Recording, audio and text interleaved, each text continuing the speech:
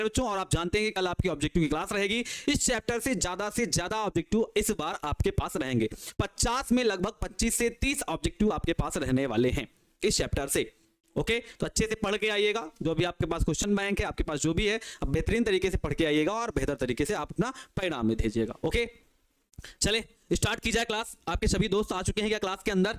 क्या बोलती बच्चा बाड़ी, सबके सब आ चुके हैं क्या?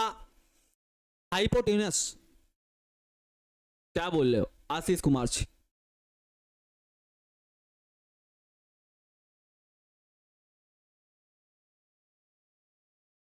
क्या कह रहे हो? क्योंकि आपकी स्पेलिंग भी बहुत ज्यादा मिस्टेक होती है। सुप्रभात सभी को भाई, गुड मॉर्निंग सभी को, गुड मॉर्निंग, सुप्रभात, राधे राधे। सभी आ गए हैं क्या क्लास के अंदर? ताकि स्टार्ट की जाए। होमवर्क की बात पहले करेंगे, ठीक है? पहले बात करेंगे होमवर्क की, उसके आगे फिर चलेंगे और आगे की चर्चाएं की जाएंगी। ओके, सभी आ गए हैं? Yes sir, yes sir, yes sir comment कर दीजिए। फिर होमवर्क में चलते हैं। बाकी बच्चे सारे बहुत सारे हैं जो होमवर्क का जवाब दे रहे हैं कि सर होमवर्क का जो आंसर है वो 1 आ रहा है। कितना आ रहा है? 1 आ रहा है। चलिए आ जाइए, चलते हैं और होमवर्क को करने का प्रयास करते हैं बिना देरी के। ठीक है, ये आपका होमवर्क था। कहा गया था कि किसी गैसीय अभिक्रिया ए एरो उत्पाद के लिए, मींस कह रहे थे दिया है कोई भी गैसीय अभिक्रिया है ए एरो उत्पाद वाली, तो इसके लिए आर क्या हो जाएगी सर? आर बराबर हो जाएगी के, सांद्रता ए और इसकी कोटि हम एक्स मान के चलते हैं। क्वेश्चन नंबर फर्स्ट है। अब हल करते हैं। बोला जा रहा है वेग को आधा करने पर, मींस अगर मैं आर को आधा कर दूं, बात समझना, थोड़ा सा आपको कैलकुलेशन में दिक्कत होती है, वहां की दिक्कत हम दूर करने वाले हैं। सर अगर हम आर को आधा कर दें तो सांद्रता भी आधी हो जाती है, मींस जो ए है वो भी आधा हो जाता है, वो भी आधा हो जाता है। अगर हम r को आधा कर दें, मींस बाई 2 कर दें, तो a भी a बाई 2 हो जाता है। बाई 2 का मतलब आधा हो जाता है। ठीक है, आ जाओ जरा समीकरण 1/2 कर लेते हैं। समीकरण 1/2 कर लेते हैं। 2 करने पर 1/2 कर लेते हैं। सर समीकरण 1/2 कर लीजिए। सर r बटे में r बाई 2 बराबर हो जाएगा, k से k निपट जाएगा, a बटे में a बाई 2, इसकी भी पावर x है और इसकी भी पावर क्या है? x है। सर r से r निपट जाएगा, a से a निपट जाएगा क्योंकि पावर सेम है। अगर सर निपट जाएगा तो सर निपटा दीजिए, कोई दिक्कत नहीं है, निपटा दीजिए, कोई दिक्कत नहीं है। सर बाई का जो 2 है वो ऊपर जाएगा, तो यहां आएगा सर 2 की घात 1। इधर क्या है सर? इधर भी बाई 2 है, वो ऊपर जाएगा, तो इधर आएगा 2 की पावर x। तुलना करने पर सर x का मान 1 आ जाएगा, मींस सर ये प्रथम कोटि की अभिक्रिया है। कैसी है सर? ये प्रथम कोटि की अभिक्रिया है। इसका आंसर 1 आ रहा है। कितना आ रहा है? आप कहोगे सर इसका आंसर 1 आ रहा है। सभी का आ रहा है? ठीक है, अब हम आज क्लास के बाद में आप सभी से बात करेंगे, कुछ सारी चर्चाएं करने वाले हैं। तो इस पूरे सेशन को बढ़िया से देखिएगा। लास्ट के सेशन में लगभग 5 मिनट आपसे थोड़ा बातचीत करेंगे कुछ सारे टॉपिकों के बारे में, क्योंकि कुछ चीजें आप ही डिसाइड कर रहे हो, मुझे डिसाइड करने का मौका ही नहीं मिल पा रहा है। कुछ चीजें आप ही डिसाइड कर लो, सर डाउट क्लास कब लेनी है, ठीक है, हमें ये चाहिए, हमें वो चाहिए, तो मैं डिसाइड ही नहीं कर पा रहा हूँ कि मैं आपके लिए क्या सोच पाऊँ। आप ही मेरे सोच रहे हो कि मेरे लिए ये सही है। ठीक है, तो इसके बारे में बात करेंगे। यहाँ एकदम इजी क्वेश्चन है। बोला गया r को आधा कर दो, वेग का मतलब r होता है। बोला जा रहा है r को आधा करने पर आपकी सांद्रता मींस जो कंसंट्रेशन a लिखी है वो भी आधी हो जाती है। वही हम लोगों ने किया, r को आधा कर दिया और a को भी आधा कर दिया। कैलकुलेशन आपको नहीं आती है, वही आपको सीखना है। ठीक है, जिसको सवाल नहीं समझ में आता, जिसको नहीं आता कि सर हमको समझ में नहीं आया, बस उनको कैलकुलेशन नहीं आती, उनको ये नहीं आता कि सर ये कैसे कट के ऊपर आ गया, समझ में नहीं आ रहा सर, ये नहीं बाकी सब ये लाइन समझ जाते हैं, वो ये लाइन नहीं समझ पाते कि सर r बटे में 2 है, तो बटे का 2 ऊपर पलट के जाएगा, ये बटे का 2 ऊपर पलट के जाएगा। सर ये 2 ऊपर पलट के जाएगा तो 2 की घात 1 लिख सकते हैं, कोई दिक्कत नहीं है। इधर 2 की पावर x हो जाएगा, x का मान 1 आ जाएगा। ठीक है, अगले क्वेश्चन में चलते हैं। अगला क्वेश्चन आपके सामने आ चुका है, करने का प्रयास करेंगे। मोस्ट इंपॉर्टेंट सवाल है, कई सारे बार पेपर में पूछा गया है। दिया क्या है, दिया के बारे में बात करेंगे, फिर दिया की बात करेंगे। ठीक है, बोला जा रहा है कि प्रथम कोटि की एक अभिक्रिया है जिसके 99.9% पूर्ण होने में जो लगा समय है वो अर्ध आयुकाल का 10 गुना होता है। आपको प्रूफ करना है कि सर बताइए कि क्या किसी भी प्रथम कोटि की अभिक्रिया के 99.9% भाग पूर्ण होने में लगा समय अर्ध आयुकाल का 10 गुना होता है या नहीं होता है? अच्छा, सर कह रहे हैं 99.9% पूर्ण हो गया। पूर्ण का मतलब सर हो गया, तो आप कहोगे सर प्रारंभिक सांद्रता आपने क्या मानी होगी? जिसे हम a मान के चलते हैं वो बराबर क्या माना होगा? a माना होगा। सर कितनी पूर्ण हो गई, बट यहां पर क्या है सर, प्रारंभिक सांद्रता जो ए मानी जाएगी वो कितनी मानी जाएगी, सबसे बड़ी बात ये आती है। अगर हम पूर्ण होने की बात करें तो यक्स का मतलब होता है पूर्ण हो गया, खत्म हो गया, चला गया, हो गया, तो ये क्या होती है, एक्स होती है। मैं कई सारी बात पेपर में बता चुका हूं, कई सारे सवाल करा चुका हूं, लगभग हम लोग 6 से 7 सवाल कर चुके हैं और हम जान चुके हैं कि पूर्ण होने का मतलब होता है एक्स। तो सर यहां एक्स दिया है, कितना दिया है सर, 99.9% दिया है। तो सर प्रारंभिक सांद्रता कितनी रही होगी, 100% रही होगी। सर एकदम आसान है।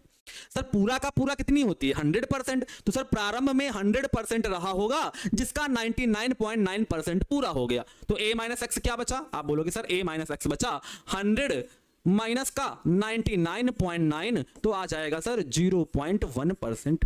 क्या आ जाएगा, 0.1% आ जाएगा। सर परसेंटेज को चेंज कर लीजिए, परसेंटेज को चेंज करने के लिए सर 100 से डिवाइड मारोगे ये एक आ जाएगा, और सर इसे अगर डिवाइड मारोगे 100 से, अगर आप इसे डिवाइड मारोगे 100 से, तो a माइनस एक्स की वैल्यू आ जाएगी 10 की घात माइनस का 3। कैसे हो जाएगी जरा देखो, सर 0 से भाग करोगे, सर ऊपर लिखा है 1 गुने 10 की घात कितना, माइनस का 1, 0.1 है ना, 0.1 का मतलब 1 गुने 10 की घात माइनस का 1। सर ये बटे में 10 की घात 2 है, ये ऊपर जाएगा तो 10 की घात माइनस 1 और 10 की घात माइनस का 2 मिलके a माइनस एक्स की वैल्यू कर देंगे 10 की घात माइनस का 3। दो वैल्यू समझ में आई क्या, आई क्या, सही है क्या, सही है भैया। 100 पहले भैया पूरा का पूरा कितना होता है सर, पहले पूरा 100% रहा होगा मेरे पास, कितना भी रहा हो, बट मेरे पास तो 100% रहा होगा, उसमें से 99.9% पूरा हो गया, तो बचा कितना, वो होता है a माइनस एक्स। ये बची सांद्रता होती है, वो क्या आएगी, a माइनस एक्स। 100 में 99.9% जाएगा, 0.1% आएगा। सर परसेंटेज में तो सवाल लगाया नहीं जाता, तो परसेंटेज को चेंज कर लीजिए सर, 100 से डिवाइड मारिएगा तो परसेंटेज चेंज हो जाएगा। 100 से यहां पर भी डिवाइड मार दिया। सर ये जो 0.1 लिखा है, इसका मतलब देखो पॉइंट कहां से जा रहा है, लेफ्ट से, लेफ्ट से गया तो हो गया 1 इंटू कितना गया 1, तो 10 टू द पावर -1, ये 10 टू द पावर 2 ऊपर जाएगी तो -2, 10 to the power -1, 10 to the power -2 मिलकर 10 टू द पावर -3 हो जाएगा। क्या अब सवाल को लगाया जाए, अगर आप कहें तो क्या अब सवाल को लगाया जाए, सही है। अरे एकदम आसान था भैया, 99.9% पूर्ण हो गया, तो आपने कहा सर ये x है, ये पूर्ण हो गया। पहले कितना रहा होगा सर, पहले अगर परसेंटेज की बात करोगे तो पहले तो क्या रहा होगा, 100% रहा होगा। तो सर 100% रहा होगा, 99.9% पूरा हो गया, तो a माइनस एक्स क्या बचा, आप कहोगे सर a की वैल्यू 100%, x की वैल्यू 99.9%, वैल्यू पुटअप कीजिए, आंसर आ जाएगा। सर दोनों परसेंटेज में है सवाल, तो परसेंटेज में लगाया नहीं जाता, तो मैंने परसेंटेज को चेंज करके नॉर्मल वैल्यू में रख दिया। अब प्रथम कोटि की अभिक्रिया क्या होती है, आप कहते हो सर होती है k बराबर होती है 2.303 अपॉन में t और log a अपॉन में a माइनस का x होती है, यही होती है 2.303 अपॉन में t log a माइनस का a अपॉन a माइनस का x होती है। आ जाइए सर लगा लेते हैं, k बराबर क्या है 2.303 अपॉन में t है और log a अपॉन में a माइनस का x है। वैल्यू पुटअप करते जाना, t को यहां बुला लो, 0.303 अपॉन में k हो जाएगा, log a की वैल्यू कितनी है, आप कहोगे सर a की वैल्यू 1 है, a माइनस एक्स की वैल्यू कितनी है सर 10 टू द पावर -3 है, ठीक है। अब क्या हो जाएगा सर, आगे देख लीजिए 2.303 हो जाएगा अपॉन में k हो जाएगा और log सर ये 10 टू द पावर -3 क्या आ जाएगा, ऊपर जाएगा तो 10 टू द पावर 3 हो जाएगा, 10 टू द पावर कितना हो जाएगा 3 हो जाएगा। तो सर यहां से जो t की वैल्यू आएगी वो आएगी 2.303 अपॉन में क्या आ जाएगा k log 10 to the power 3 है, मैंने कहा था log m की पावर n बराबर क्या होता है, आगे आ जाएगा n log m हो जाएगा, ये 3 पावर आगे आ जाएगी गुना में और आ जाएगा log 10। तो सर यहां से t की वैल्यू आ जाएगी 2.303 अपॉन में k, सॉरी 3 से गुना मार लेते ना, 3 तक का 9, 3 तक का 9, 3 दूनी 6 बटे में k और log 10 की वैल्यू 1 होती है, तो सर t बराबर आ जाएगा 6.909 अपॉन में k। ये इक्वेशन नंबर आ जाएगी फर्स्ट। यहां तक कैलकुलेशन आया समझ में कि नहीं आया, आया, सिर्फ कैलकुलेशन है, देख लो 10 टू द पावर -3 ऊपर जाएगा, 10 की घात -3 ऊपर जाएगा, 10 की घात 3 हो जाएगा। सर m की पावर n है तो पावर आगे आ जाएगी, 3 log 10 हो जाएगा, 3 से गुना मारेंगे, log 10 का मान 1 होता है, सीधे निकल के a आ जाएगा। अच्छा t हाफ का फार्मूला सर क्या होता है, t हाफ बराबर होता है 0.693 अपॉन में k, ये इक्वेशन नंबर सेकंड है, ये t हाफ का वैल्यू होता है। तो समीकरण 1/2 करेंगे, समीकरण 1/2 करेंगे, ठीक है, समीकरण 1/2 कर देते हैं। एक क्या है, एक है t, दूसरा क्या है t हाफ बराबर क्या हो जाएगा, इधर देखो 6.909 है, लिख दो, अच्छा 6.909 अपॉन में k है, और नीचे वाला क्या है 0.693 अपॉन में के है, अपॉन में क्या है के है, के से के भैया निपट गए। सर ये है, देखो समझो, पॉइंट से पॉइंट हटाते हैं, 6909 और नीचे है 693। सर अगर हम 600 का पहाड़ा 6000 में पढ़ें, समझना 6900 ये भी है, 609, देखो ये देखो इतनी डिजिट जरा मिलाइए या सिंपल एक डिजिट मिला लीजिए। अगर मैं लगभग, देखो ये लगभग में कितना है, देखो ये लगभग में कितना है सर, ये लगभग में 7 है, 700, ये लगभग में कितना है 700, समझना बहुत ध्यान समझना आ जाएगा, ये लगभग में 700 है और ये लगभग में सर 7000 मान लीजिए। तो अगर लगभग में पहाड़ा पढ़ेंगे तो हम मान के चलेंगे सर लगभग में ये 10 बार चला जाएगा। कितने में चला जाएगा, पॉइंट ना ले जाएं तो लगभग में 10 बार चला जाएगा। तो यहां से आ जाएगा टी अपॉन में टी हाफ बराबर आ जाएगा 10 आ जाएगा। मींस सर यहां से आ जाएगा टी बराबर 10 into T half, 10 into T half. यही हमें प्रूफ करना था। बोलिए बोलिए बताइए बताइए, क्लियर है,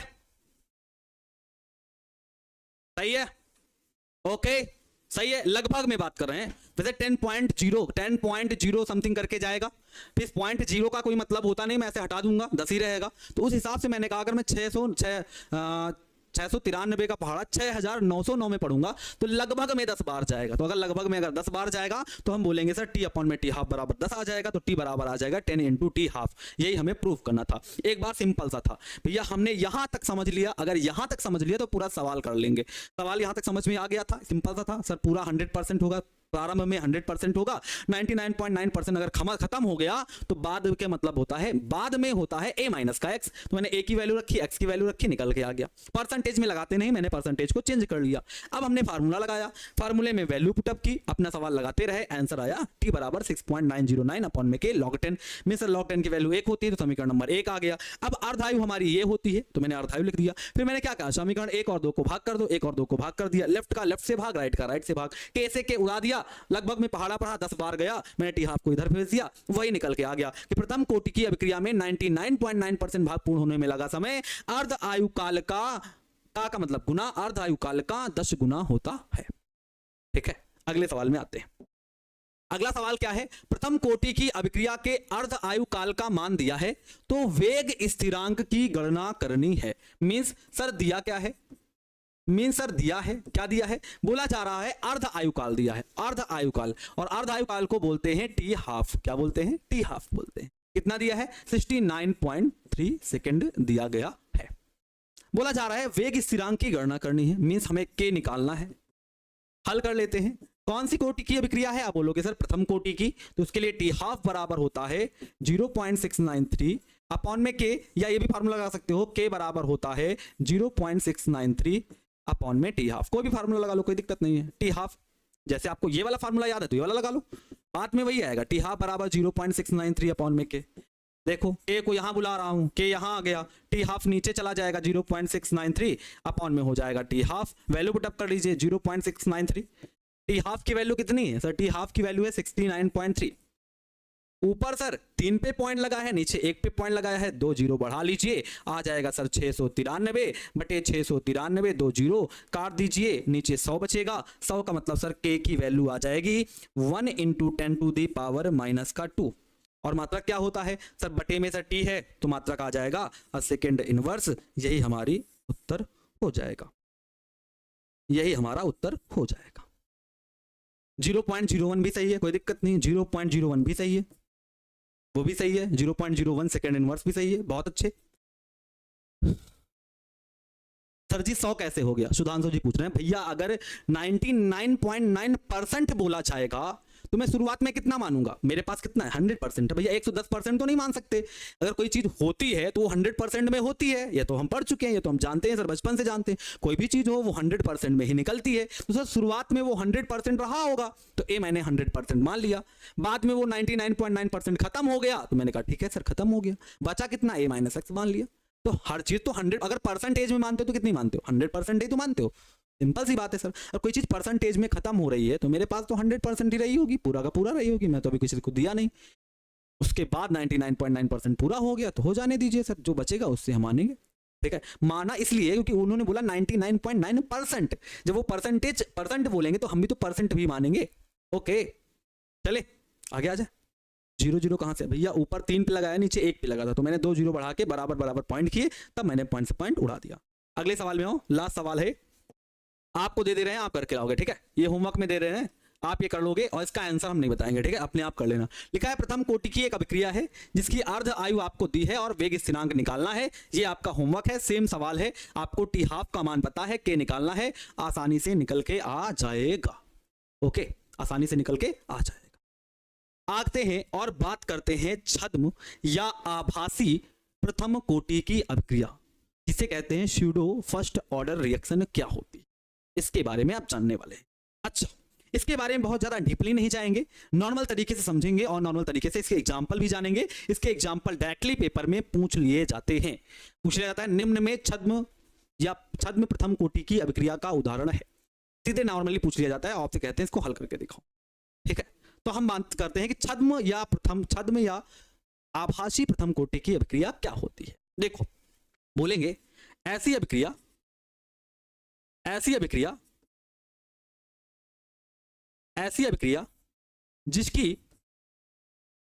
जिसकी आणविकता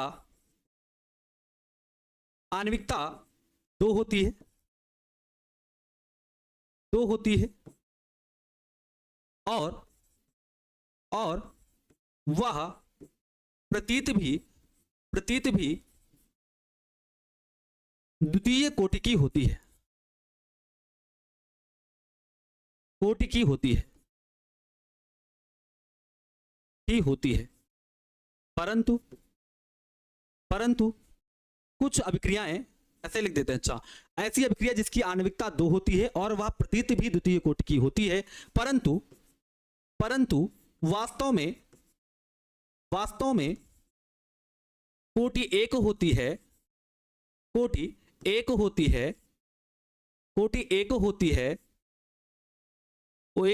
है। ऐसी अभिक्रिया को कोटि एक होती है, छद्म प्रथम कोटि की अभिक्रिया कहलाती है। छद्म प्रथम कोटि की अभिक्रिया कहलाती है।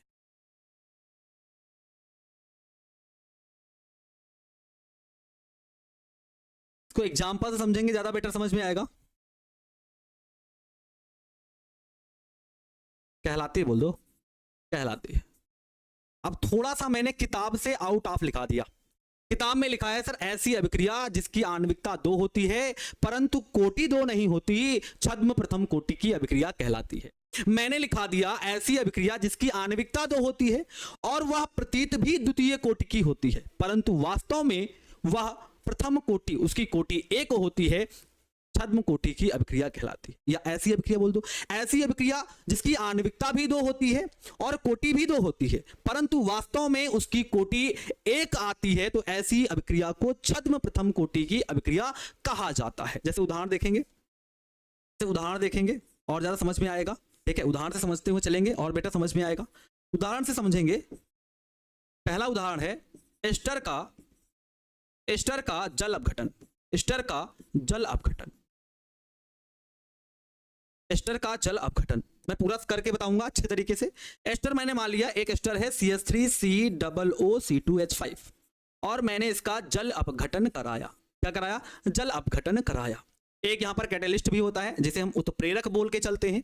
उत्प्रेरक वे होते हैं जो अभिक्रिया की दर को बढ़ाते हैं। पहले ये परिभाषा थी कि उत्प्रेरक वे होते हैं जो अभिक्रिया की दर को बढ़ा व घटा दोनों सकते हैं, बट आजकल ये परिभाषा नहीं है। आजकल यही परिभाषा है कि जो उत्प्रेरक होते हैं वो केवल अभिक्रिया की दर को बढ़ाते हैं। यहाँ पर एक कैटेलिस्ट रखा गया है जिसे उत्प्रेरक बोला जाता है।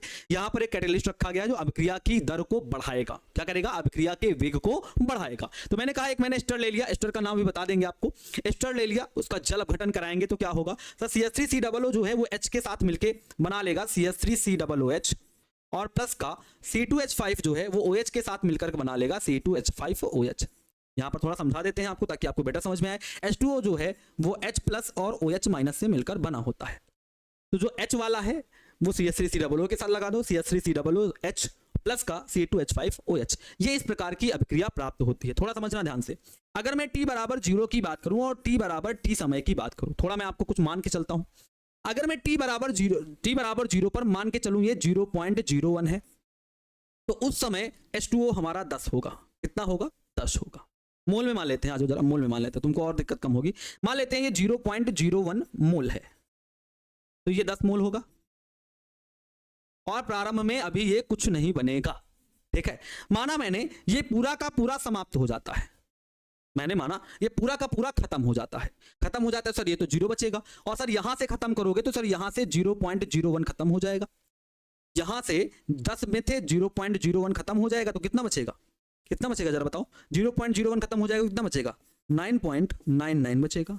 और ये बनेगा 0.01 और ये बनेगा 0.01। जरा इसको बड़ा समझिए जरा, फिर हम आगे बात करते हैं। देखो ये 0.01 था, मैंने जो एस्टर लिया वो 0.01 है, मैंने जल जो लिया वो ज्यादा लिया, 10 मोल लिया। तो मैंने कहा शुरुआत में तो अभी कुछ नहीं बनेगा। जब थोड़ा समय बीता तो पूरा का पूरा एस्टर मेरा समाप्त हो गया, पूरा का पूरा एस्टर देखो समाप्त हो गया, तो 0.01 समाप्त हो गया। सर 0.01 अगर खत्म हो गया तो सर यहां तो 0 बचेगा, और सर अगर यहां से खत्म होगा तो 9.9 बचेगा, और इधर बचेगा 0.01 और इधर बचेगा 0.01। आप 11th की एक बात याद करो, और 11th की बात हम याद करके दिखाएंगे।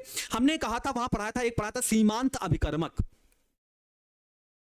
अगर ना याद हो तो 11th को इस बार मैंने पढ़ाया है, जाके आप प्लेलिस्ट में इस बार की प्लेलिस्ट खोलिएगा, सीमांत अभिकर्मक का एक टॉपिक होगा, उसको पढ़िएगा। वहां बताया है मैंने, ऐसा अभिकर्मक, अभिकर्मक क्या होता है? जो अभिक्रिया करता है। ऐसा अभिकर्मक जो बनने वाले उत्पाद की मात्रा को तय करता है, या ऐसा अभिकर्मक जो जल्दी खत्म हो जाता है। तो ये जो जल्दी खत्म हो गया ना, यही तय करेगा कि आखिर एसिटिक अम्ल और एथिल अल्कोहल कितना बनेगा। समझना बात को। सर अगर ये पूरा खत्म हो गया तो इसके बाद अभिक्रिया नहीं होगी, होगी नहीं होगी? सर अगर ये पूरा खत्म हो गया तो ये अभिक्रिया अब नहीं होगी, क्योंकि हमारे पास एस्टर बचा ही नहीं। अगर हमारे पास एस्टर बचा नहीं तो अभिक्रिया होना संभव नहीं है। तो अगर आप बताओ यहां कौन तय कर रहा है कि अभिक्रिया होगी कि नहीं होगी? जरा बताइए आप, थोड़ा दे इसको जरा देखिए। इसकी अगर आणविकता निकाले तो आप कहोगे सर ये भी एक है और ये भी एक है, तो इसकी आणविकता कितनी है? 2। चलो आगे लिखते हैं, आ जाओ। आणविकता कितनी है? आप कहोगे सर इसकी आणविकता तो 2 है। आणविकता कितनी है? 2 है। अगर हम कोटि की बात करें तो कैसे लिखेंगे? आप कहोगे सर कोटि के लिए आप लिखोगे, कोटि के लिए आप लिखोगे R बराबर है K। और कौन कौन है? सांद्रता CH3COO2H5, तो आप लिखोगे सर सांद्रता CH3COO2H5। इसकी कोटि कितनी दिख रही है? 1 दिख रही है। आगे आ जाओ, अगला क्या है? H2O। इसकी कोटि कितनी है? 1 है। अगला क्या है? एक कैटेलिस्ट है H+, उसकी भी कोटि कितनी है? 1 है। ये बात तो सर पता चल गई।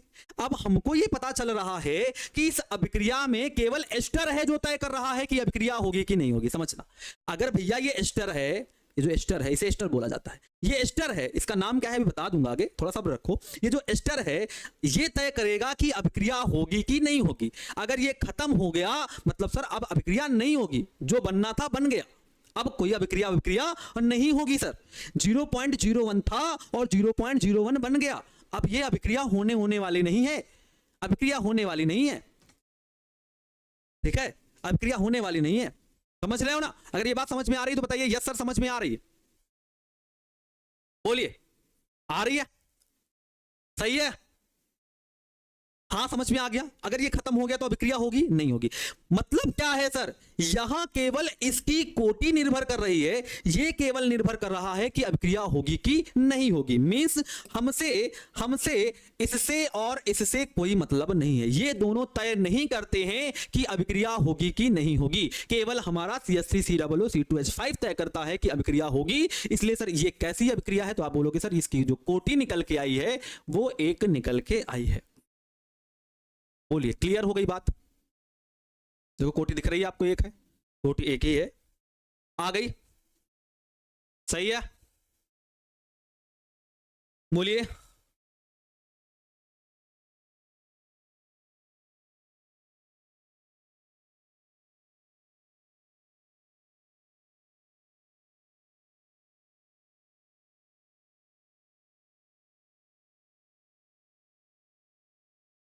ठीक है, सही है। अगर आप पूरा यहां तक लिख के आते हो, पूरा का पूरा यहां तक लिख के आते हो, तो आपका जो एग्जामिनर जो कॉपी चेक करने वाला है वो बेहतर तरीके से नंबर देता है। इसका एक एग्जांपल और है, एग्जांपल और देख लेते हैं। उदाहरण में एक एग्जांपल और है सुक्रोज का जल अपघटन। क्या? सुक्रोज का जल अपघटन, सुक्रोज का जल अपघटन। ये भी पेपर में पूछा जाता है, कभी कभी ये भी ऑप्शन में रहता है। और ये भी आपको याद रखना है। जैसे एग्जांपल में लिख देता हूं इसका, सुक्रोज का फार्मूला होता है C12H22O11, ये हमारी चीनी है जिसे सुक्रोज बोला जाता है। इसका हम जब जल अपघटन कराते हैं तो यहाँ पर भी जो कैटेलिस्ट होता है वो H+ होता है, उत्प्रेरक जो होता है H+ होता है। क्या बनेगा यहाँ, आप ये बचपन से जानते हो सर, यहाँ पर बनेगा C6H12O6 और C6H12O6। यहां पर भी वही कहानी है, ये भी छद्म प्रथम कोटि की है। देखो 1 2 3 ये दिखाई देती है 3 कोटि की, देख लो ना, 1 कोटि 2 कोटि 3 कोटि, घातों को जोड़ दो तो आ जाता है आंसर। तो सर ये दिखती 3 कोटि की है। अगर मान लो कैटेलिस्ट यूज ना करते तो 1 कोटि 2 कोटि 2 कोटि की नजर आती ना, मगर वास्तव में ये 1 कोटि की होती है। दिखती है ज्यादा को, जैसे 2 कोटि की हो गई 3 कोटि की हो गई, नजर जो ये आती है वो ज्यादा कोटि की नजर आती है, बट वास्तव में इसकी कोटि एक ही निकल के आती है। तो ऐसी अभिक्रियाओं को छद्म प्रथम कोटि की अभिक्रिया कहा जाता है। क्या कहा जाता है, छद्म प्रथम कोटि की अभिक्रिया कहा जाता है। ओके, एक और नोट करके एक पॉइंट लिखना और याद रखना, इसे छद्म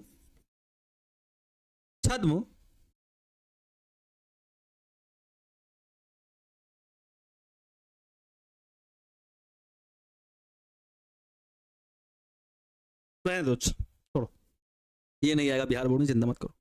समझ में आ गया हो तो आगे बढ़ा जाए। कोलाइजन थ्योरी में सभी को आ गया है, सभी को, मैं सभी का हेलो हाय देख रहा हूं। पूछेगा छद्म प्रथम कोटि की अभिक्रिया किसे कहते हैं, उदाहरण सहित समझाइए। और क्या क्वेश्चन यहां से बन सकता है, और कोई क्वेश्चन बन सकता है, या तो ऑब्जेक्टिव बन सकता है। निम्न में छद्म प्रथम कोटि की अभिक्रिया है, आपको चाहे ये एग्जांपल दिख जाए, आपको चाहे ये एग्जांपल दिख जाए, दोनों को उड़ा देना। अगर दोनों दिख जाए तो दोनों सही हैं। तो कभी कभी ऑब्जेक्टिव पूछ लेता है निम्न में छद्म प्रथम कोटि की अभिक्रिया कौन सी है, उड़ा देना। पूछ लिया जाए छद्म प्रथम कोटि की अभिक्रिया किसे कहते हैं, उदाहरण सहित समझाइए, पूरा का पूरा उठा के छाप देना, यहां से उठाना और पूरा का पूरा उठा के छाप देना। केवल एक एग्जांपल करना, ऊपर वाला केवल एग्जांपल करना, नीचे वाला एग्जांपल करना, क्योंकि एग्जांपल तो एग्जांपल होता है। मैं चाहे एक करूं चाहे 2 करूं, कोई दिक्कत तो है नहीं। तो उसने जैसा पूछा है मैं वैसे बात करूंगा। आ गई बात समझ में, आ गया, केवल आपका मैसेज ही देखना कि और कुछ आगे आ जाए। बात करेंगे संघट्ट सिद्धांत की, कोलाइजन थ्योरी की। ठीक है, संघट्ट सिद्धांत की बात करेंगे, कोलाइजन थ्योरी की बात करेंगे। अगर आप रेडी हो तो मैं इसको स्टार्ट करूं। ठीक है, अगर आप रेडी हो तो मैं इसे स्टार्ट करूं। ठीक है, रेडी हो। 2 मार्क्स का आता है पिंकी कुमारी जी, 2 मार्क्स का आता है, और ऑब्जेक्टिव में 1 मार्क्स का आता है। अगर आप क्लियर हो तो मैं आगे बढ़ूं, क्योंकि मैं आपसे पूछ के चलूंगा, अपने आप से नहीं पढ़ाऊंगा। ठीक है, ओके। आपका भी सरकारी नौकरी का 1 सेकंड रुकिए, क्लास चलाते हैं, हल्का सा 1 सेकंड दीजिए, क्लास चला ही लेते हैं।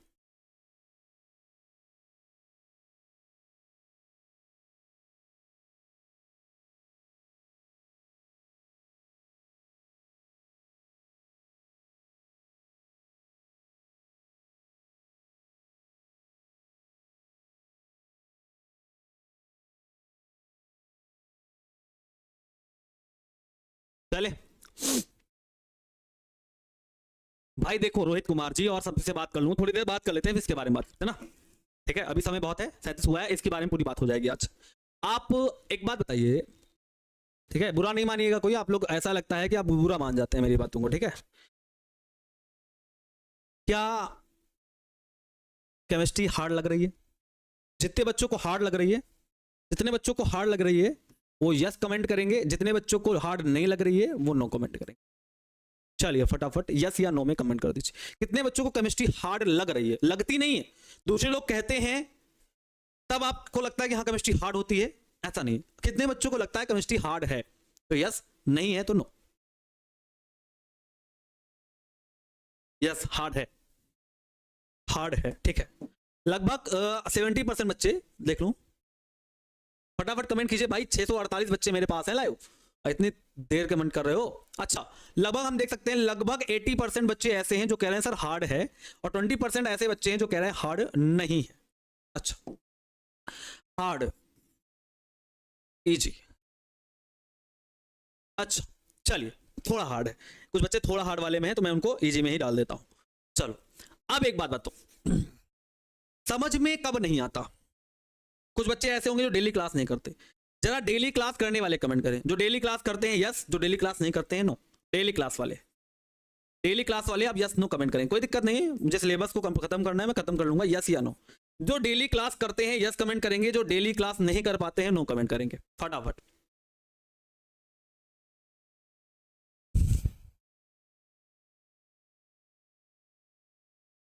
डेली का डेली क्लास भी करते हैं और रिवाइज भी करके आते हैं, वो करेंगे यस में। जो डेली क्लास करते हैं और क्लास जब अगली क्लास होती है तो रिवाइज करके भी आते हैं, बताइए। चलिए इसमें भी यही है कि सर रेशियो यही है 80% 20%। अब ये देखिए आप, जो यस वाले हैं, जो 80% क्लास कर रहे हैं उनको समझ में नहीं आ रही, जो 20% क्लास नहीं कर रहे हैं क्या उनको समझ में आ रही है? और एक बात बताते हैं केमिस्ट्री के बारे में। क्लास से पहले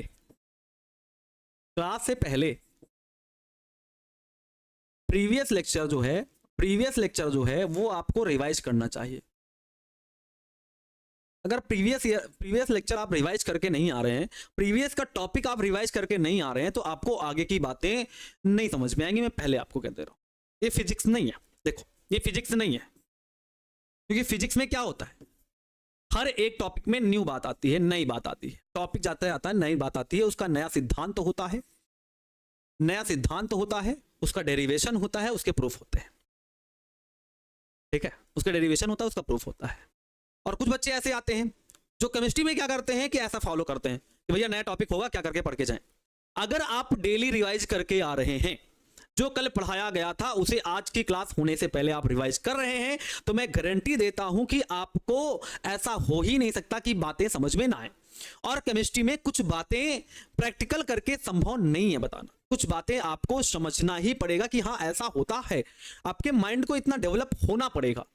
ठीक है, कुछ बच्चे होते हैं जो बात को नहीं पकड़ पाते, तो कहा जाता है सर बात को पकड़वाइए। भैया बात को तभी पकड़वा सकते हैं जब आपका मन वही हो, आपका ध्यान वही हो।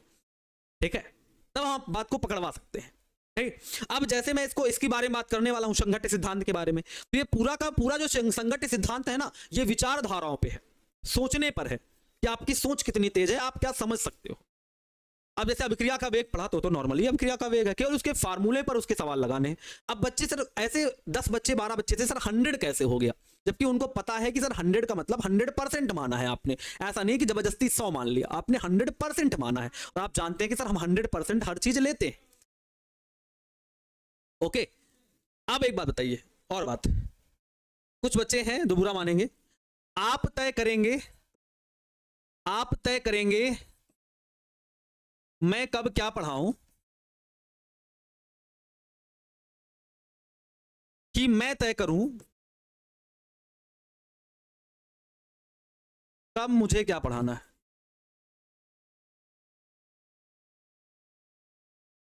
चलिए यस वाले यहां कमेंट करेंगे, नो वाले यहां कमेंट करेंगे फटाफट।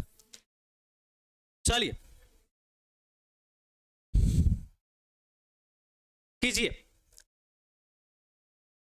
आप तय करेंगे कि कब मैं क्या पढ़ाऊं, कब मैं आपकी ऑब्जेक्टिव क्लास लूं, कब मैं आपका वन शॉट लूं, कब मैं आपको जो आपको शॉर्ट आंसर और लॉन्ग आंसर भेजे उनका आंसर बताऊं, कब क्या करूं, आप या मैं।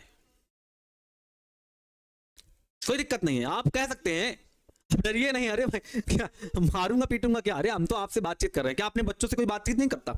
आप हमारे छोटे भाई बहन हो, आप मुझे बड़ा भाई मानते हो अपना, तो अगर आप कुछ चीजें, जैसे हम तो ये समझते हैं कि छोटे भी कभी कभी अच्छी बातें कहते हैं और छोटे के सुझाव भी सुनने चाहिए, तो मैं उस बेस पे आपसे पूछूं, तो अपना मानता हूं आपको, एकदम अपनी फैमिली जैसा सभी को मानता हूं, आपको भी अपना ही फैमिली मानता हूं, इसलिए ऐसे खुल के आपसे बातें कर पाता हूं।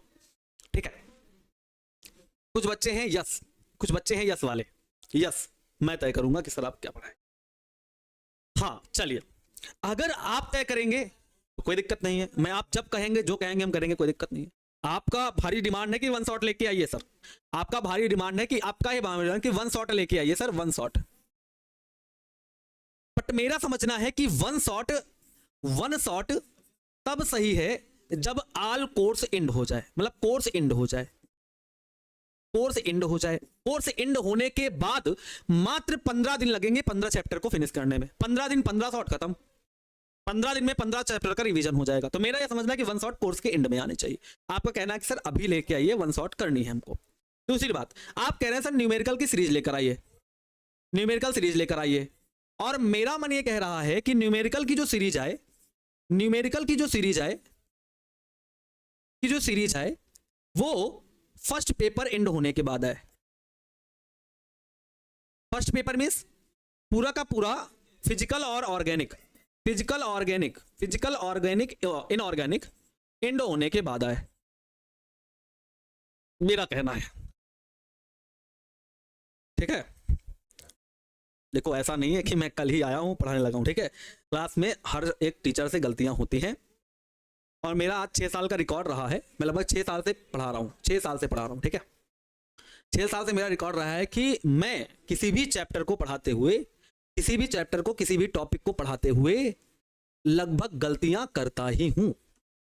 हाँ, जानबूझ के नहीं करता, कभी कभी कभी कभी कह सकते हो कि अलग माइंड कहीं और है तो लिखते हुए चले गए, चिपते हुए चले गए, फिर बच्चों ने बताया सर यहाँ पर मिस्टेक है, आपको सही करना चाहिए, तो मैंने सही की, कोई दिक्कत नहीं है, मैं उसको मानता हूँ कि हाँ ठीक है मेरी गलती है, ठीक है हो गया गलती से, चलो ठीक है, ठीक है इसको छोड़ो। तो 6 साल है, और ऐसा नहीं है, मैंने बच्चों को 97, 98, 98, 96, 92, 94 तक के मार्क दिलाए। कितने तक के मार्क, मतलब 98 हाईएस्ट दिलाए। कि केमिस्ट्री है, 100 में 100 इसलिए पॉसिबल नहीं हो पाते क्योंकि केमिस्ट्री में हो पाता है, ऐसे नहीं कि पॉसिबल नहीं हो पाते, बट कुछ बच्चे के, अगर मैं आपको तैयारी कराऊंगा तो मैं आपको 80% तक पहुंचा सकता हूं। कोई भी टीचर हो, आपको कभी 100% नहीं पहुंचा सकता, ये आपको अपने माइंड में रखना है, ठीक है, अपने माइंड में रखना है। कोई भी टीचर अगर टॉपर बना रहा है, किसी भी टॉपर के जो नंबर 100 में 100 आते हैं, 100 में 100 जो नंबर आते हैं, उसमें सिर्फ टीचर की भागीदारी 80 या 82 तक की होती है। 80, 82, 85 बहुत मैक्सिमम जाएगा तो 88, 85, 88 पहुंच जाएगा। बाकी 15 नंबर, 16 नंबर, 17, 18 नंबर जो होता है वो बच्चे के खुद के मेहनत के होते हैं, बच्चे खुद मेहनत करते हैं।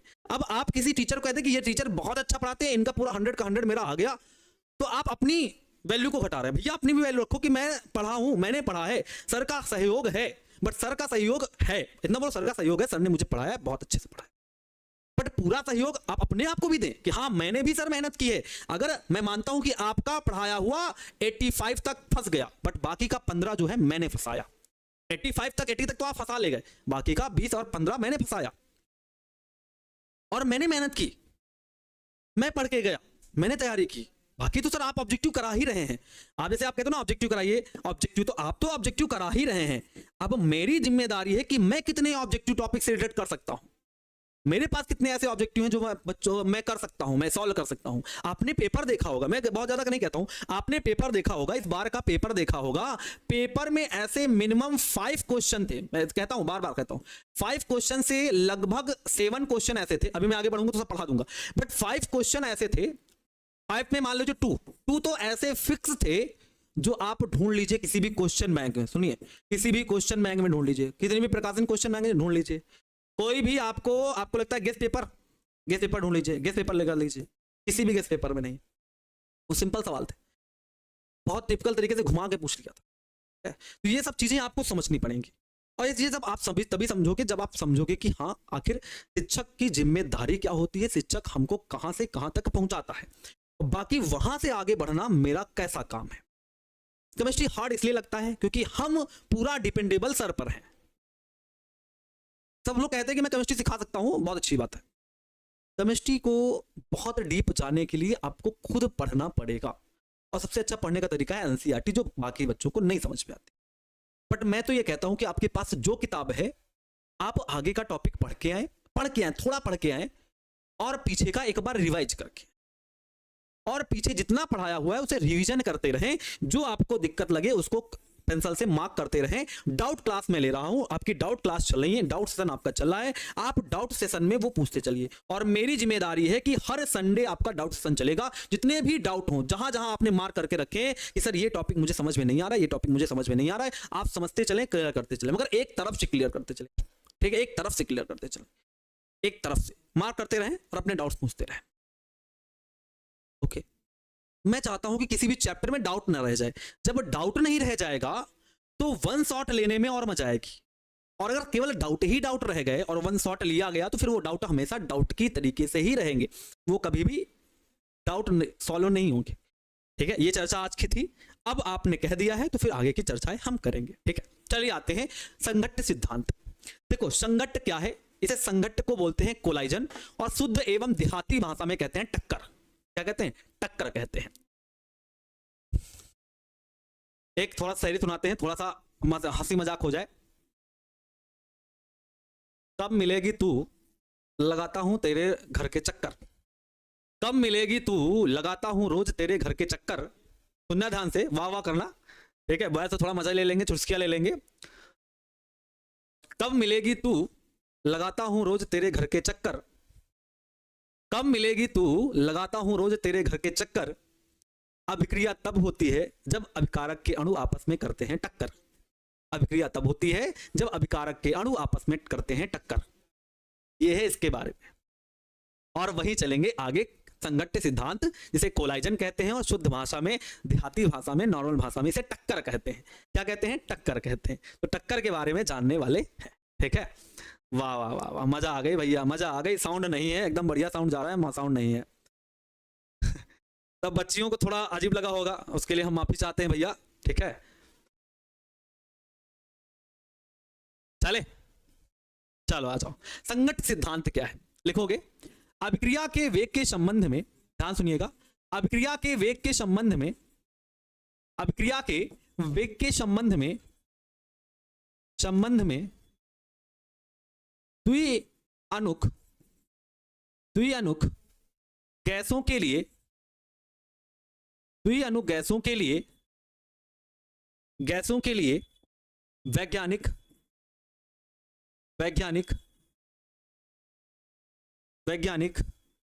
ट्राउज, एक ट्राउज नाम के वैज्ञानिक जिसे हम ट्राउज बोलते हैं, ट्राउज,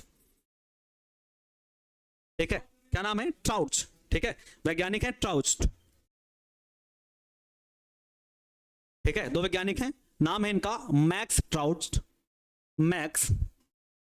मैक्स ट्राउज व विलियम लुइस। दो वैज्ञानिक हैं। लुइस, सन क्या था? सन था 1916 से 1918। ने संघट्ट सिद्धांत का प्रतिपादन किया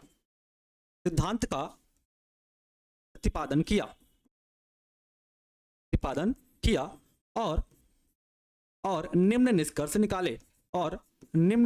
बताए या निम्न निष्कर्ष निकाले। समझना, ये पहले केवल द्विअणु गैसों के लिए था।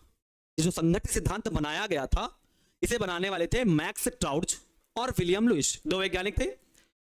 1916-1918 की बात मैं कर रहा हूं। और तब ये केवल द्विअणु गैसों के लिए कार्य करता। द्विअणु गैस से A2 प्लस का B2। एग्जाम्पल ले लो, एग्जाम्पल जैसे मान लेते हैं A2 प्लस का B2, दोनों गैस ही हैं, B2 gas, arrow 2AB gas, ठीक है। ये इसके बारे में था कि जो दो वैज्ञानिक हैं, इन्होंने ही इसके बारे में बताया। एक थे मैक्स ट्राउज जी, दूसरे थे विलियम लुइस जी। केवल द्विअणु गैसों के लिए संघट्ट सिद्धांत बनाया गया था। आज हम बाकी सब पर लागू कर लेते हैं, बट ये जब बनाया गया था तो दो वैज्ञानिकों ने मिलकर बनाया था। इसके बारे में क्या है, कैसे हैं, क्या बातें हैं, एक बात समझिएगा। कुछ बातें मैं करता चलूंगा और समझते चलिएगा। शायरी के माध्यम से तो एक बात क्लियर हो गई। क्या क्लियर हो गई? कि भैया अभिक्रिया तभी होगी जब अभिकारक के अणु एक दूसरे से टक्कर करेंगे, एक दूसरे से टकराएंगे। और आप जानते हो कि सर यहां गैस के बारे में लिखा है, और गैस के अणु किसी भी दिशा में रैंडम फ्लो करते हैं, रैंडम गति करते हैं। रैंडम इज अनिश्चित गति करते रहते हैं, लगातार करते रहते हैं, टकराते रहते हैं। अगर यहां गैस के मॉलिक्यूल हैं तो वो एक दूसरे से टकराते रहते हैं, रैंडम गति करते रहते हैं। कुछ चीजें उसी के बारे में लिखा है। पहला पॉइंट, रासायनिक गैसीय अभिक्रिया होने के लिए अभिकारक के अणुओं का आपस में टकराना आवश्यक है। पहला पॉइंट यही है। पहला कहा इन्होंने कि भैया अगर गैसीय अभिक्रिया, कोई भी रासायनिक गैसीय अभिक्रिया आपको करवानी है तो अभिकारक के अणुओं का आपस में टकराना आवश्यक है।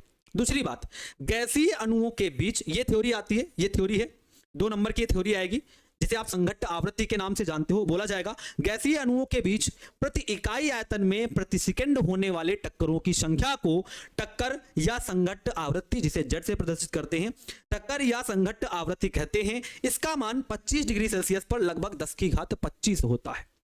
सोचिए 10 की घात 25 की बात कर रहे हैं, और जो 1 मोल होता है वो अपने आप में बहुत बड़ा नंबर होता है। भैया 10 की घात 23 का मतलब समझ रहे हो कितने जीरो होंगे? अरबों खरबों की बात की जा रही है, अरबों खरबों से भी ऊपर की बात की जा रही है।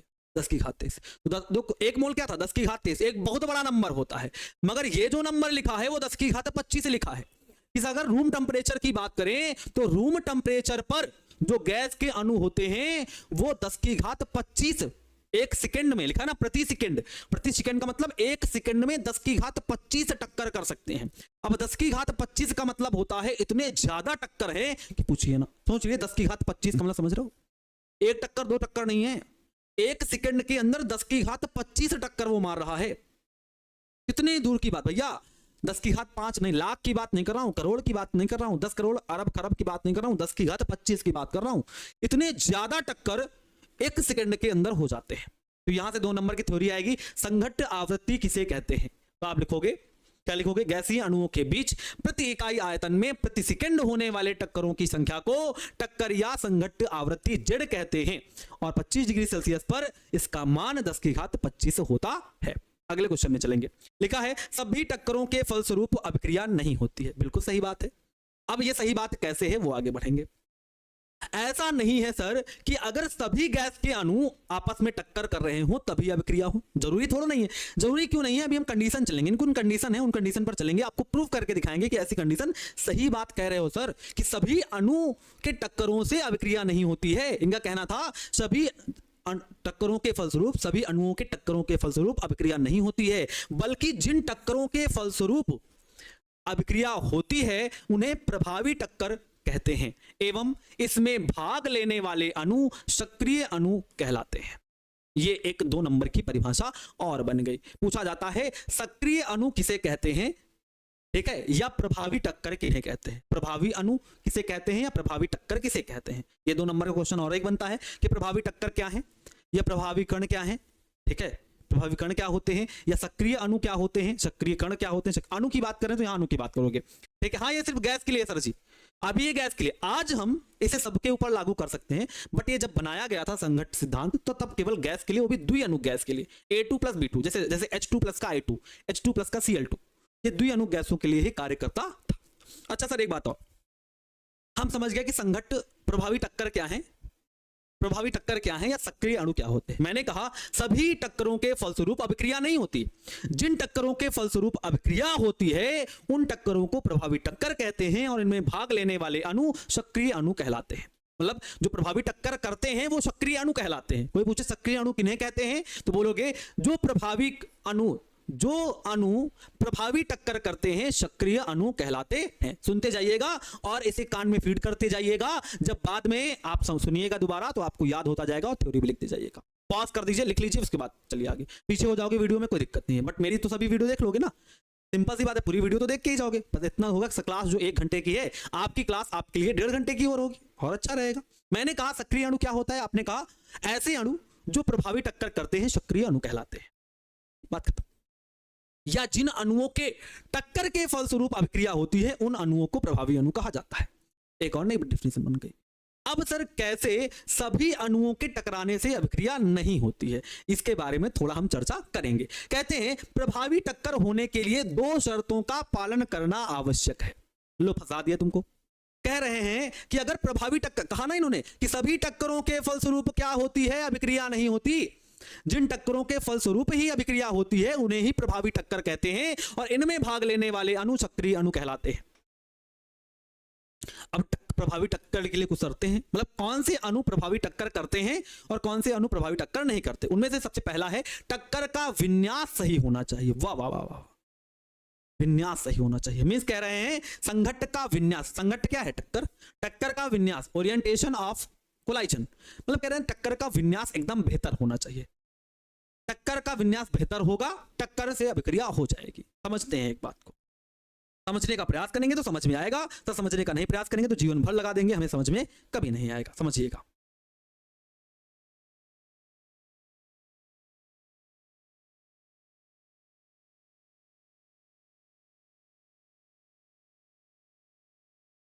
देखिए समझिएगा, मान लीजिए ये A2, मतलब A के 2 अणु हैं, A2 है और ये है B2। बहुत ध्यान समझेंगे, समझ में आ जाएगा। ये A2 है, ये B2 है, A2 है और B2 है। मैंने दोनों की टक्कर करवाई।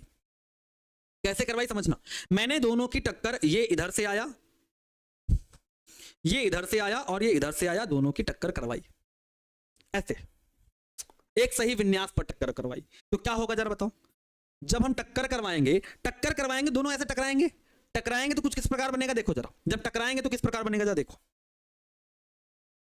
देखिएगा ध्यान से देखोगे तो समझ में आएगा, नहीं देखोगे तो समझ में नहीं आएगा।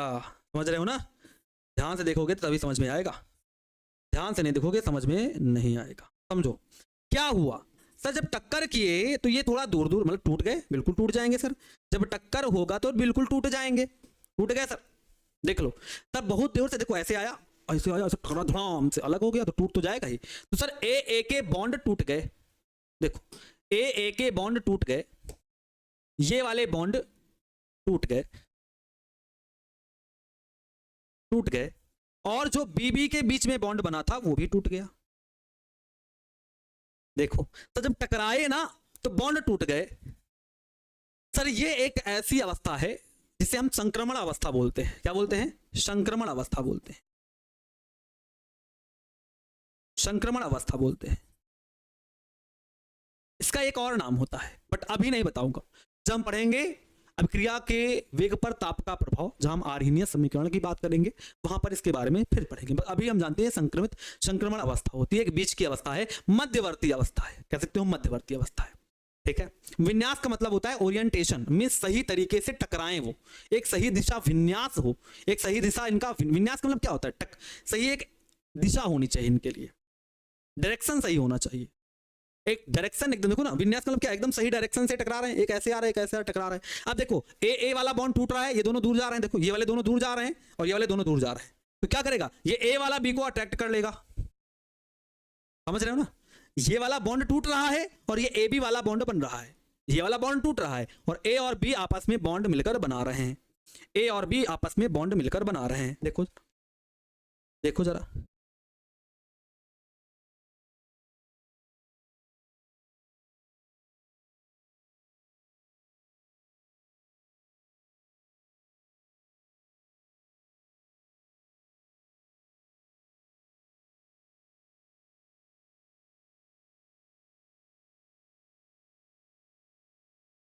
ये देखो ये ए वाले हैं और ये बी वाले हैं। अगर ये बात समझ में आ गई बाकी बात समझ में आ जाएगी आपको। ये ए बी है, देखो एक बार देखो और बताओ क्या आ गया बात समझ में? विन्यास का मतलब मैंने आपको बता दिया है, आप बार बार वही बात को पूछ रहे हैं। विन्यास का मतलब मैंने आपको बता दिया है कि विन्यास क्या होता है। क्या मैंने आपको बता दिया है विन्यास क्या होता है? अगर बता दिया है तो बोलिए यस सर बता दीजिए, अगर नहीं बताया तो बोलिए नहीं सर नहीं बताया आप। ठीक है, बता दिया है सभी को? ठीक है, सभी को बता दिया है क्या?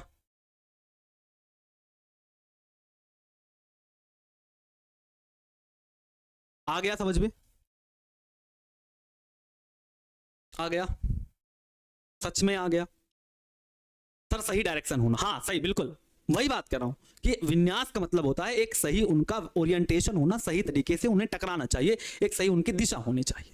तो यहां क्या हुआ, जब ये दोनों आपस में देखो ऐसे टकराए तो ये ए वाला टूट गया बी वाला टूट गया, तो ये देखो दोनों टूट गए। जब ये दोनों टूट गए तो ए वाला बी वाला आपस में अट्रैक्ट कर लिया, क्योंकि ये टूट गया ना, ये टूट गया तो कोई ना कोई तो नया बनेगा। तो ये ए और बी आपस में देखो, जितनी दूर ये ए है उतनी दूर ये बी है ना, तो इसने क्या किया ए और बी, मतलब ए और बी ने क्या किया आपस में बॉन्ड बना लिया, तो ए और बी आपस में बॉन्ड बना लिए। तो नए बॉन्डों को मैंने क्या लिखा है व्हाइट से, जो टूट रहे हैं उनको क्या लिखा है उनके कलर से। तो ये इस प्रकार से कुछ बनके तैयार हो जा, ये सही ओरिएंटेशन है, एक सही विन्यास है, इसलिए रिएक्शन हो गई, इसलिए रिएक्शन हो गई, रिएक्शन क्लियर, रिएक्शन कंप्लीट हो गई। तो एग्जांपल तरीके समझाएंगे बहुत बेहतर समझ में आएगा। ठीक है, आगे बढ़ते हैं। अगर मैं इसी में क्या करूं, अगर मैं इसी में क्या करूं, समझा, अगर मैं इसी में क्या करूं, देखो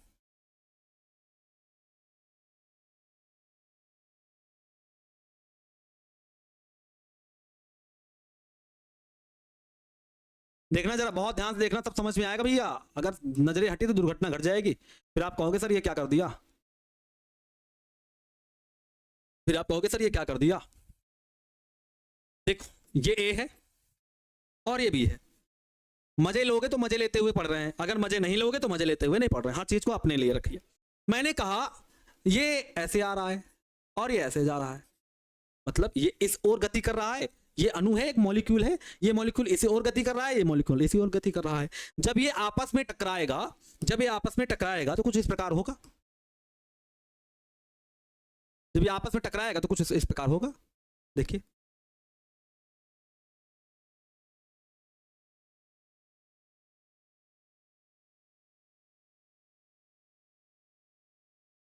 एक काम करते हैं, एक काम करिए, इस वाले को ऐसे बना लीजिए, सुनिए ना, इस वाले को ऐसे बना लीजिए, ठीक है, इस वाले को ऐसे बनाइए और बेटर समझ में आएगा। ठीक है, आपको समझाने के लिए मैंने क्या किया, इस वाले को ऐसे बना दिया। देखो ये वाला बॉन्ड टूट रहा है, ये वाला बॉन्ड टूट रहा है, ये ए का बॉन्ड है और ये बी का बॉन्ड है, और ये वाला नया बन रहा है, ये वाला नया बन रहा है।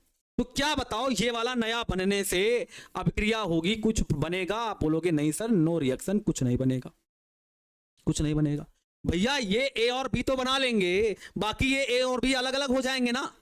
तो सर अगर ऐसा ओरिएंटेशन रहेगा, ऐसा दिशा विन्यास रहेगा, इस प्रकार से अगर अणु टकराएंगे तो सर इस प्रकार से कुछ बनेगा, ए टूटेगा, बी ए टूटेगा, ए और बी आपस में बनेंगे। बट सर इस ए और बी का तो बन जाएगा, बाकी ये और ए बी तो नहीं जुड़ जाएंगे ना, बहुत दूर है, बहुत दूर है सर, ये फिर बॉन्ड नहीं क्रिएट होगा। बॉन्ड, ये बॉन्ड जो है, बॉन्ड नॉट बी क्रिएटेड, मतलब बॉन्ड क्रिएट नहीं होगा। सर जब ये बॉन्ड क्रिएट नहीं होगा तो कोई नया उत्पाद बनेगा नहीं, तो अभिक्रिया संभव नहीं होगी। अच्छा, इसको एक उदाहरण तरीके से समझाते हैं, एग्जांपल तरीके से, जरा समझिएगा। एक को मैंने आपको पढ़ाया था, ये देखिए जरा,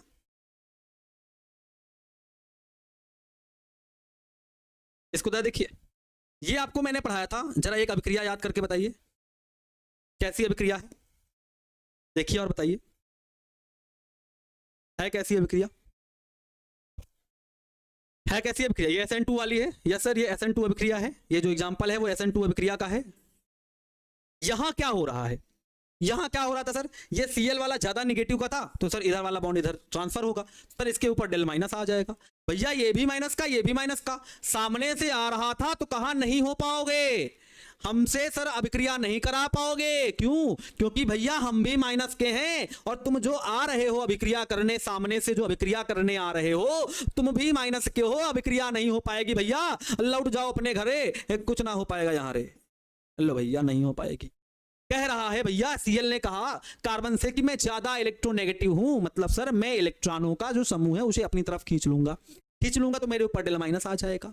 सर इसने क्या कहा OH से, OH भैया आप क्या आ रहे हो, इधर अभिक्रिया करने आ रहे हो ना, हम मत आइए ना, क्योंकि मैं माइनस का हूं और तुम भी माइनस के हो, गरम गरम खून है, मेरा भी गरम खून, तुम्हारा भी गरम खून, अभी पल्ले हो, अभी पंगा हो जाएगा। पंगा क्या हो जाएगा, क्योंकि मैं माइनस का हूं, तुम माइनस के हो, मैं तुमको डिस्ट्रैक्ट कर दूंगा, अभिक्रिया होने ही नहीं दूंगा, जाओ जाओ, अभिक्रिया होने नहीं दूंगा। तो ये मुंह फुलाए बेचारे, ये बेचारे मुंह फुलाए, ये देखो मुंह बनाए चले आए, मुंह बन गया इनका, अब तो अभिक्रिया ही नहीं होगी, अब क्या करेंगे हम, ये तो भैया पंगा हो गया, अब अभिक्रिया कैसे करेंगे, हमको तो अभिक्रिया करना था। अरे भैया अभिक्रिया ही नहीं होगी। तो किसी ने कहा इनसे, देखो किसी, अरे भैया कुछ लोग होते हैं ना, कहेंगे हम अभिक्रिया करवा के मानेंगे, कुछ लोग होते हैं ना कहेंगे अभिक्रिया करवा के मानेंगे, इनको मरवा के मानेंगे, कैसे नहीं अभिक्रिया होने देंगे। तो किसी ने इनसे कहा पीछे देखो, पीछे पीछे देखो, पीछे जगह खाली है, आगे बैठे, पीछे देखो, पीछे कोई नहीं है, पीछे जगह खाली है, समझो। किसी ने इनसे बोला उदास मत हो भैया, पीछे देखो ना, पीछे पीछे कोई नहीं है, अब पीछे नहीं है कोई, पीछे से आओ, पीछे से अटैक मारो, पीछे से आके जुड़ जाओ, पीछे कोई नहीं है, आगे बैठा है शेर, खा जाएगा तुमको, पीछे कोई नहीं है, पीछे से आओ अटैक मार दो। ये कुछ ना कर पाएंगे, इनकी हिम्मत कुछ कर पाए, इनका क्या होगा, ये बोले थे ना हम डेल माइनस के हैं, कह दो रहो ना डेल माइनस के, हमको क्या दिक्कत है, समझो। पीछे देखो, पीछे जगह खाली है, आ जाओ अभिक्रिया कर लो, कोई दिक्कत नहीं है। तो ये बेचारा पीछे से आया, अभिक्रिया किया, तो पीछे तो माइनस ना है ना, तो आके पीछे से अभिक्रिया कर लिया। अब पीछे से अभिक्रिया कर लिया तो क्या बना लिया, देखो क्या बना लिया सर ऐसे कुछ, Cl माइनस का है, निकलो पहली फुर्सत में, हमसे कह रहे थे अभिक्रिया नहीं होगी, ओहो अभिक्रिया कैसे नहीं करने दोगे तुम, अभिक्रिया कैसे नहीं करने दोगे, हम तो अभिक्रिया करके ही मानेंगे। हो गई ना। इसलिए याद करो SN2 अभिक्रिया में आपने पढ़ा था अभिकर्मक का आक्रमण सदैव पीछे की ओर से होता है, और SN1 में था अभिकर्मक किसी भी ओर से आक्रमण कर सकता है। आक्रमणकारी अभिकर्मक, नाभिक स्नेही अभिकर्मक किसी भी ओर से आक्रमण कर सकता है। बट SN2 में था कि जो अभिकर्मक, जो नाभिक स्नेही अभिकर्मक है, वो केवल पीछे की ओर से अटैक कर सकता है, और इसका कारण आपके सामने है कि भैया आगे से ना ना ना ना ना ना, पीछे देखो, पीछे से अभिक्रिया हो जाएगी। हो गई ना अभिक्रिया। यही बात है सही ओरिएंटेशन का, सही दिशा विन्यास का। जब ये सामने से अटैक कर रहा था तो अभिक्रिया नहीं हो रही थी, बट जब इसने पीछे से अटैक मारा तो अभिक्रिया हो गई। यही बात है आज की इसकी चर्चा की। कल आएंगे तो आपको पहले ऑब्जेक्टिव कराएंगे, फ्राइडे को, सैटरडे को लेसन समाप्त हो जाएगा। मेरी ये कोशिश रहेगी कि सैटरडे को समाप्त कर दिया जाए, तो सैटरडे को समाप्त हो जाएगा। और कहोगे आप लोग कहोगे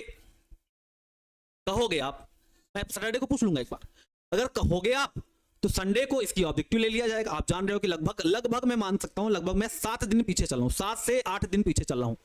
अगर फर्स्ट पेपर की बात करें, इधर साइड की बात करें, तो मैं 7 से 8 दिन पीछे हूं। और उसका रीजन कई सारे हैं, बीच में पेपर आ जाते हैं, मेरी क्लास नहीं हो पाती, ठीक है। तो बाकी बीच में मैंने 7-8 छुट्टी भी मार दी, आपकी क्लास भी नहीं हो पाई, मैंने नहीं ले पाई।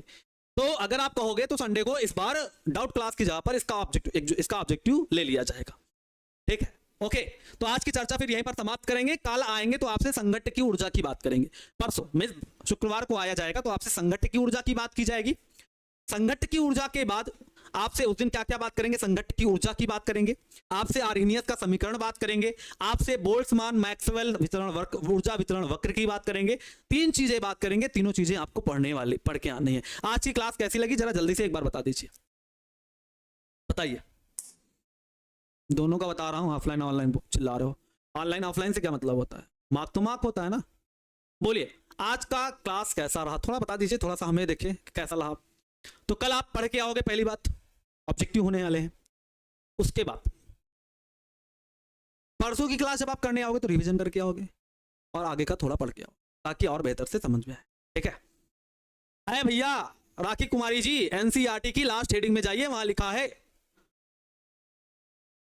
जाइए तो जाएंगे तो फिर पता चलेगा ना, ठीक। चलो फिर कल की क्लास मुलाकात करेंगे। आज की क्लास यहीं पर समाप्त की जाती है, तब तक के लिए विदा लेते हैं। Bye bye, take care, love you all, जय हिंद।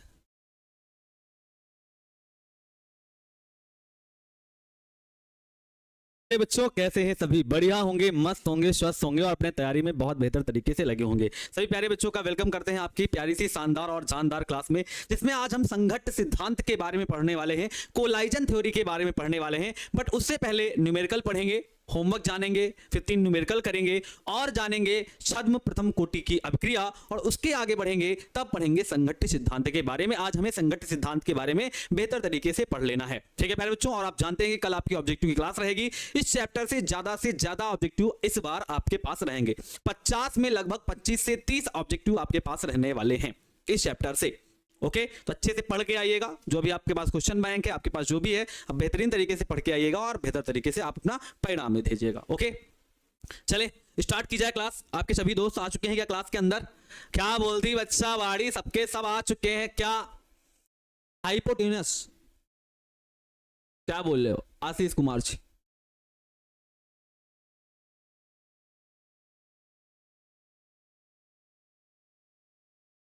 क्या कह रहे हो? क्योंकि आपकी स्पेलिंग भी बहुत ज्यादा मिस्टेक होती है। सुप्रभात सभी को भाई, गुड मॉर्निंग सभी को, गुड मॉर्निंग, सुप्रभात, राधे राधे। सभी आ गए हैं क्या क्लास के अंदर? ताकि स्टार्ट की जाए। होमवर्क की बात पहले करेंगे, ठीक है, पहले बात करेंगे होमवर्क की, उसके आगे फिर चलेंगे और आगे की चर्चाएं की जाएंगी। ओके, सभी आ गए हैं? Yes sir, yes sir, yes sir, comment कर दीजिए। फिर होमवर्क में चलते हैं। बाकी बच्चे सारे बहुत सारे हैं जो होमवर्क का जवाब दे रहे हैं कि सर होमवर्क का जो आंसर है वो 1 आ रहा है। कितना आ रहा है? 1 आ रहा है। चलिए आ जाइए, चलते हैं और होमवर्क को करने का प्रयास करते हैं बिना देरी के, ठीक है। ये आपका होमवर्क था। कहा गया था कि किसी गैसीय अभिक्रिया ए एरो उत्पाद के लिए, मींस कह रहे थे दिया है कोई भी गैसीय अभिक्रिया है ए एरो उत्पाद वाली, तो इसके लिए आर क्या हो जाएगी सर? आर बराबर हो जाएगी के सांद्रता ए और इसकी कोटि हम एक्स मान के चलते हैं। क्वेश्चन नंबर फर्स्ट है। अब हल करते हैं। अब हल करते हैं। बोला जा रहा है वेग को आधा करने पर, मींस अगर मैं r को आधा कर दूं, बात समझना, थोड़ा सा आपको कैलकुलेशन में दिक्कत होती है, वहां की दिक्कत हम दूर करने वाले हैं। सर अगर हम r को आधा कर दें तो सांद्रता भी आधी हो जाती है, मींस जो a है वो भी आधा हो जाता है।